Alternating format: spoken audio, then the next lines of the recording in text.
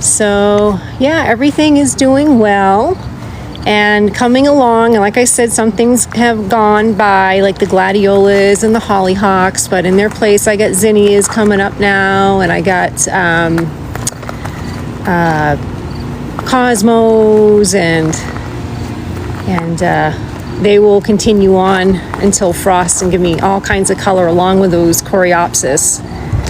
So over here is another morning glory I have growing up, and when I post this video I'll have to post a picture of it in the morning. All the little buds are closed for now, closed for the evening, but it's beautiful and glorious in the morning. And I got some zinnias in that pot that will be they're budding out and they'll be blooming soon. And then I have this rose here with chlorosis that I've dealt with for a couple years now. I've given it iron, and I don't know why, it's just one side of it decides it wants to look like that. So I just got to keep at it. Yeah, morning glory, it can get invasive if you don't get after it. I have the party dress morning glories, which are kind of I got them from Burpees, and they're like a bright hot pink, kind of like my shirt. And you can see down on the ground there, those are seeds from last year that germinated. So, and then over yonder along that fence line are some of those seeds that got over there somehow and germinated. So yeah, it can be invasive if you let it go. So, you know, I just pull them, or if I see them when I don't want them, I just yank them out. But I have them in these pots, and they're growing up this trellis with the old honeysuckle vine in it. And they're at the top now, and so I'll have to post a picture too of what that looks like when they're all in bloom in the morning. It's pretty.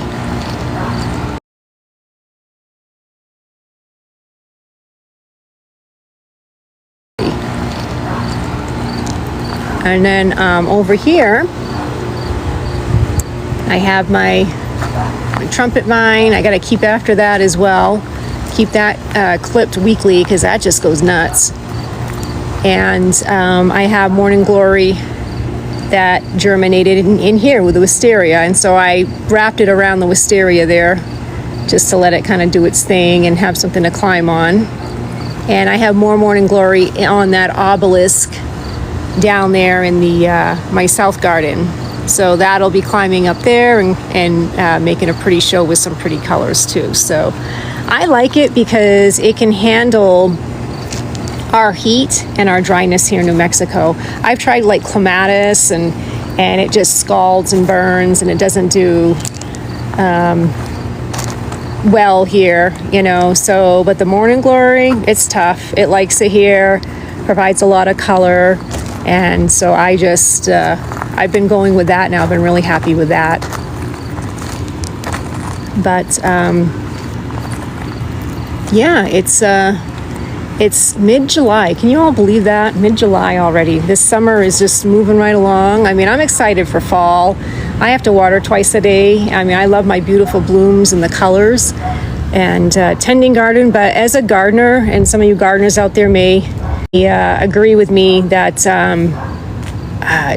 you don't get to enjoy your garden during the summer because you're so busy deadheading and weeding and watering and feeding and all this stuff. So you know, I enjoy it more in the winter when I get to look back at all the pictures that I post. And I was like, wow, that was really something, you know. But yeah, I put up shade cloth too. As you just saw, I put up the shade cloth on my lettuce in my little screened veggie area. And then also I have the shade cloth on my greenhouse down there. There's nothing in the greenhouse right now, but the shade cloth is just to kind of keep it so it's not so hot. I do have crushed stone in there, so that crushed stone heats up really hot too. Oh, good for you. Your tomatoes and peppers are coming along. Yeah, my peppers are still growing. No tomatoes yet. Where are you, Pajama Gardener? What state are you in? You'll have to let me know. I kind of started my garden a little late this year because I started from seed. Oh, Arizona. Oh, really? I know it's like really hot over there. Well, howdy, neighbor. Zone 8A. Yeah, so you probably had got an early start than I did. I didn't start seeds. I start seeds, and so I didn't start those until after Mother's Day. Yeah, when do you start your veggies?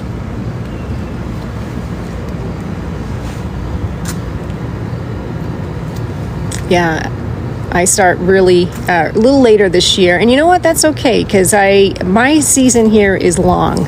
I usually can water until late October into November sometimes.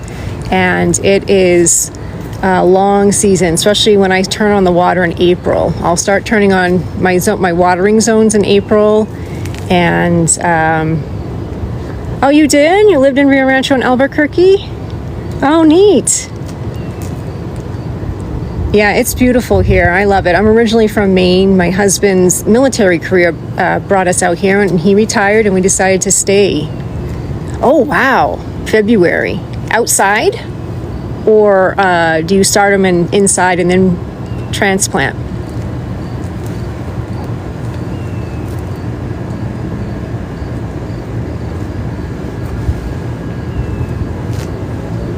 I'm going to start seeds earlier this year, next year I should say, in my greenhouse. I didn't have time this year, and I didn't have tables set up. So they got started right in the garden after Mother's Day.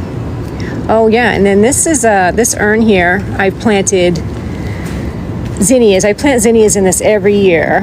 And I had chicken wire on that earlier because I started those in June. And look how much they have grown in just, I don't know what, 6 weeks. And they'll be blooming soon. So they grow, zinnias grow fast. They love the heat. They love the sun. Just give them water, because I find if I only water them once a day, then their leaves start to crisp. So, especially here. But, yeah, it's moving right along. Summer's moving right along, and I'm ready for the days to get a little shorter, so the sun isn't as intense and hot, so the garden can thrive and bloom. Because a lot of times your blooming plants, when it's so hot, like in the hundreds and high 90s, they just conserve their energy and don't put out as much bloom and stuff, as much production. So, well, everybody, it is, I see some lightning over in the distance. It's getting to be almost about 8:30. I didn't get a chance to get my flowers got a couple. Oh, I'm sorry to hear about that. Yeah, I hope everything's okay. Yeah, it's hard gardening, it's a full-time job. It takes a lot of your time, and once you start them seeds, you have to tend to them, or else you're not going to get any germination, or they'll die quickly. And it's just it's a full-time commitment, like having a baby. You got to be after them all the time. So, but anyway, I just wanted to get on tonight. It's getting a little darker now, so I'm going to go ahead and say good night and good evening. But if you'd like to stop in at my website, wildflowerartbycarrie.com, and take a look around. I post all my garden photography. I'm now putting it on canvas prints, coffee mugs, tote bags, t-shirts, puzzles.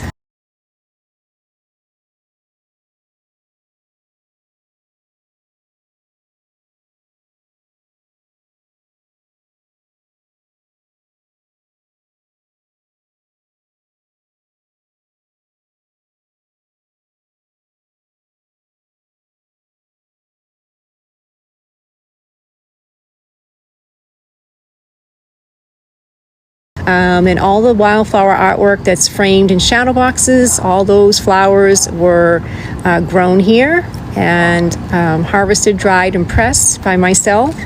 And I put those together. And then I'm getting into some painted slate, working on that when I have my spare time. So again, it's wildflowerart.carrie.com. And the link is also in the bio.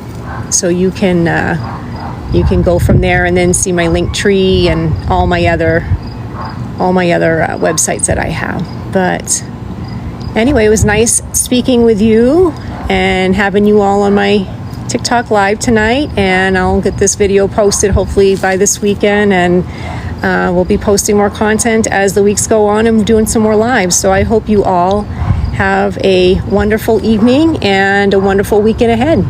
We'll talk soon. Take care, and bye for now.